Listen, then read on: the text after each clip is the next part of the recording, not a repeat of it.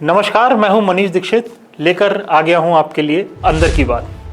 वैसे तो भारतीय जनता पार्टी और कांग्रेस में 36 का आंकड़ा है, लेकिन जब चुनाव की बात आती है तो एक दूसरे का फॉर्मूला अपनाने में दोनों ही पार्टियां गुरेज नहीं करती।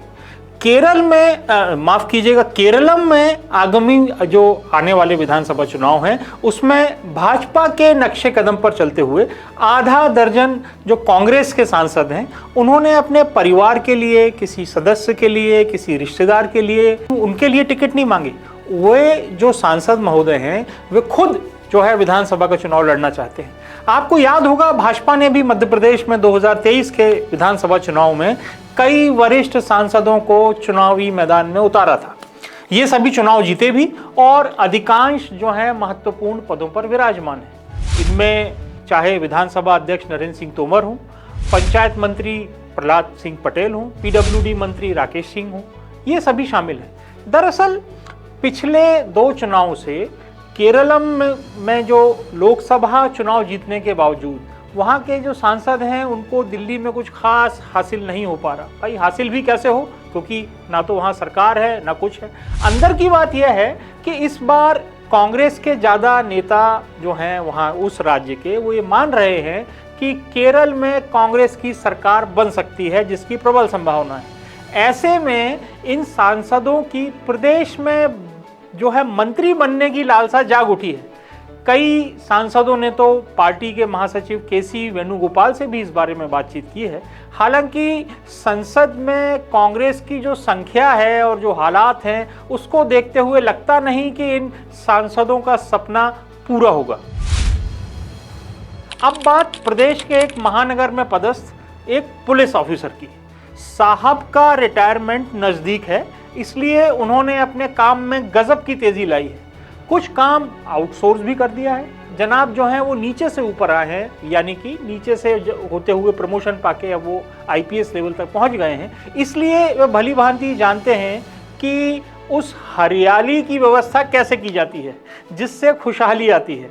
अंदर की बात यह है कि साहब ने अपने पूरे क्षेत्र में स्टाफ के साथ निजी व्यक्ति भी सड़कों पर उतार दिए हैं। मुझे लगता है कि आपने भी एक बड़े शहर की सड़कों पर गैर वर्दीधारियों को गाड़ियों के कागज देखते हुए या जांचते हुए देखा होगा। यह सब उन्हीं साहब के कारिंदे हैं जो इन दिनों काफ़ी जल्दी में हैं। यह कारनामा केवल शहर तक सीमित नहीं है, बल्कि शहर की सीमाओं से बाहर भी व्यवस्था सुचारू रूप से चल रही है। साहब की सक्रियता से जिस तेजी से वो काम कर रहे हैं उससे ना केवल उनके जूनियर बल्कि कई थानों के कर्ता धर्ता भी परेशान हैं। अरे भाई, हो भी क्यों ना, आखिर मामला तिजोरी से जुड़ा है और इस व्यवस्था के चलते वे मन महसूस कर रह गए हैं, क्योंकि उनके पास जो है हरियाली की कृपा नहीं हो पा रही। वैसे ये बात नई नहीं है, मगर जानते बूझते हुए भी हम नेताओं के वादों पर भरोसा कर लेते हैं और अक्सर ठगा महसूस भी करते हैं। बात चाहे घरेलू गैस की हो, जिसका आजकल संकट पूरे देश में हमारे यहाँ देखा जा रहा है। अब इस मामले में अगर आपने देखा होगा कि पेट्रोलियम और प्राकृतिक गैस मंत्री हरदीप सिंह पुरी ने बीते दिनों कहा था कि देश में ऊर्जा आपूर्ति की कोई कमी नहीं है। सरकार का लक्ष्य नागरिकों को किफ़ायती और टिकाऊ ईंधन उपलब्ध कराना है, मगर हुआ इसके उलट। घरेलू एलपीजी की कीमत 60 रुपये बढ़ा दी गई।